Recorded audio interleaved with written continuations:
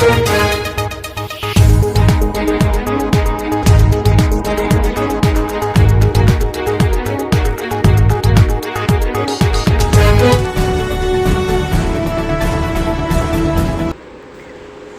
नुहाणी welfare organisation जी team पारां पीर मोहम्मद इब्राहिम हाजी बंडाणीअ जो मरमती कम जारी। पिरियालो भरिसां पीर हाजी जमाल शालक पीर बंडाणी कुछ टाइम खां वठी ज़बून हाल हुयो, जंहिंजे नतीजे में पीर खे दरवाज़ो न हुजण सबबि आसपास जा कुछ जानवर वञण लॻा।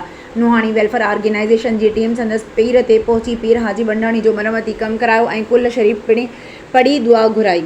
उन मौक़े ते नुहाणी वेलफेयर ऑर्गेनाइजेशन जे सदर Inayatullah Nuhani, general secretary Allah Dino Nuhani, chairman Anwar Ali Nuhani, नायब सदर Mohammad Umar Nuhani, chairman Abdul Latif Nuhani, vice chairman Mohammad Siddiq Nuhani, खजानची अब्दुल ख़ालिक नुहाणी, प्राइस सेक्रेटरी इरफान अली नुहाणी, अब्दुल वहीद नुहाणी, मोहम्मद फारूक नुहाणी, अब्दुल्ला नुहाणी, ॿिया नुहाणी बिरादरी सां केतिरा ई माण्हू पिणु मौजूदु हुआ।